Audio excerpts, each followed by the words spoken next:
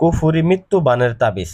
দূর থেকে শত্রুকে যারা বান মারতে চান আমাদেরকে ফোন দেন, ফোন দিয়ে বলেন ভাই শত্রুকে বান মারার জন্য অনেক আপ্রাণ চেষ্টা করতেছে কিন্তু মারতে পারতেছি না। তো অনেকে গতকালকে এক ভাই আমাকে সৌদি থেকে ফোন দিছে, আজকে সকালে একজন ফোন দিয়েছিল আপনার লন্ডন থেকে। উনি বলতেছে ভাই আসলে এই জায়গা থেকে নাকি নদী পার হইতে সমস্যা হয়, শত্রু নাকি এই নদী পার হয়ে মারা যায় না, চালান নাকি ঢুকে না। তো ওই সকল ভাইদের জন্য আমার এই বিদ্যাটা, স্ক্রিনে যে বিদ্যাটা আমি দেখাইলাম এটাকে স্ক্রিনশট দিয়ে রাখবেন এবং তারপর আপনারা নিজেদের কাজ নিজেরাই সমাধান করতে পারবেন। আর যারা নিজেদের কাজ করতে না পারেন তারা বিশেষ করে এরকম যারা মহাযজ্ঞের আসন যারা করতে পারে তাদের সঙ্গে যোগাযোগ করবেন। আমি বলবো না আমার সঙ্গে যোগাযোগ করেন, যারা এরকম মহাযজ্ঞের আসনের কাজ করে তাদের সঙ্গে যোগাযোগ করবেন। ইনশাআল্লাহ তারা ভালোভাবে কাজটা আপনার শত্রু নিধনের কাজটা করে দিতে পারবে।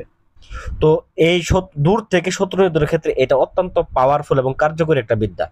যারা বলে যে নদী পার হয়ে চালান ঢুকতেছে না, তাদের ক্ষেত্রে এটা আসলে প্রকৃতপক্ষে আপনার কাছে যদি ক্ষমতা থাকে, আপনি যদি কোন তান্ত্রিক প্রকৃত অর্থে তান্ত্রিক হয়ে থাকেন সেক্ষেত্রে আপনি পারবেন, নদী পার করেও পারবেন, নদীর এপার থেকেও পারবেন, ওপার থেকেও পারবেন।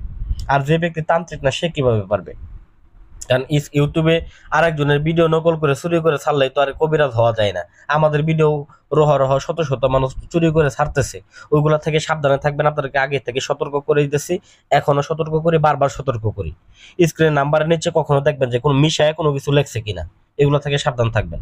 তো দেখেন আমার স্ক্রিনের নাম্বারগুলো, নাম্বারের পেছন দিয়েও কিন্তু ভিডিও দেখা যাইতেছে। তো যাই হোক, তো এই বান মারার কাজটা কিভাবে করবেন এখন আমি একদম পুঙ্খানুপুঙ্খভাবে ব্যাখ্যা করব।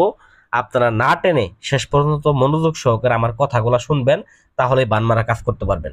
তো বান মারা কাজের প্রথম প্রস্তুতিটা কি? বান মারা কাজের প্রথম প্রস্তুতি হচ্ছে যে বিদ্যাটা নিয়ে কাজ করবেন এই বিদ্যাটার প্রতি বিশ্বাস রাখা এবং ভক্তি রাখা। এই যে বিদ্যাটার প্রতি বিশ্বাস রাখবেন এই বিদ্যাটাকে আপনি অবশ্যই আগে আপনার হাতে নেবেন, যে আপনার গুরুর কাছ থেকে অনুমতি নেবেন। অনুমতি নিয়ে এই বিদ্যাটাকে নিয়ে যে দিনে ভালো, বিশেষ করে এই কাজটা আপনি করবেন শনিবার মঙ্গলবার। এটা অমাবস্যা রাত্রে আমি কাজটা করছিলাম, আপনাদেরকে এখন আমি এটা বলে দিতেছি, দেখাইতেছি। তো শনিবার মঙ্গলবার গুরুর অনুমতি নিয়ে সুন্দর করে আসন করে বসবেন। বসার পরে ওই ব্যক্তির কাপড়ের যদি টুকরা থাকে, দেখেন আমার ওই ব্যক্তির কাপড়ের টুকরা আছিল আমার কাছে, উনি পাঠাই দিছিল। তো সেক্ষেত্রে আপনারা কি করবেন, ওই কাপড়ের টুকরা দ্বারা পুতুল বানাবেন। আর যদি ওই কাপড়ের টুকরা না থাকে সেক্ষেত্রে কবর থেকে 3 মুঠ মাটি, শ্মশান থেকে 3 মুঠ মাটি নিয়ে এসে একটা পুতুল বানাবেন। সেই পুতুলে আপনি এই আসনের মধ্যে রাখবেন। তো বিশেষ করে এই নকশাটা অঙ্কন করবেন, কোথায় অঙ্কন করবেন, কার উপর অঙ্কন করবেন? কাফনের কাপড়ের উপরে। তো কাফনের কাপড়ের উপরে অঙ্কন করে আমি কিন্তু এই পুতুলটার ভিতর আমি এটা দিয়ে আমি সেলাই করে দিছি।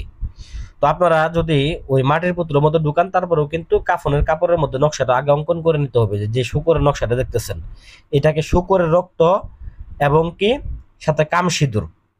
আর বিশেষ করে যদি শুকরের রক্ত যারা ম্যানেজ করতে পারবেন না তাদের ক্ষেত্রে আমি সহজ উপায় দিয়েছি যে আপনি নাপাকে জিনিস দিবেন, কারণ যেহেতু এটা নাপাকি বান।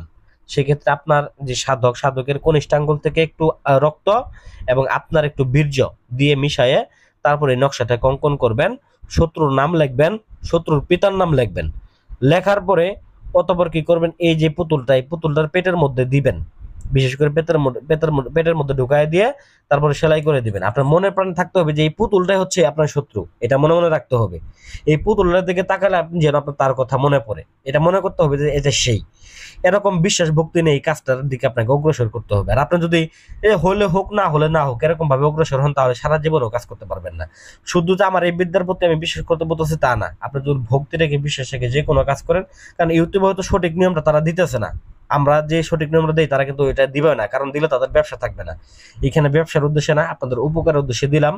কাজটা করে ফলাফল পেয়ে আমাদেরকে মতো দেখা গেছে দোয়া করবেন এবং কি মিষ্টি যদি পাঠাইতে পারে মিষ্টি পাঠাই দিয়েন, এতে করে আমরা খুশি আলহামদুলিল্লাহ। তো যাই হোক, এইভাবে যদি আপনি কাজটা করেন শত্রুকে পরিশেষে এই পুতুলটাকে নিয়ে আপনাকে কি করতে হবে, ওই কবরস্থানে বা শ্মশানে যায় এটাকে পুতুল দিয়ে চলে আসবেন, 24 ঘন্টার মধ্যে শত্রু মারা যাবে। তো এইভাবে যদি কাজ করেন শত্রু টিকতে পারবে না, হার্ট অ্যাটাক করে মারা যাবে, কেউ টেরও পাবে না। ডাক্তারে পরীক্ষা করে দেখবে যে স্ট্রোক করছে, হার্ট অ্যাটাক করে মারা গেছে। তো আশা করি ভিডিওটা ভালো লাগবে। ধন্যবাদ সবাইকে, ভালো থাকবেন,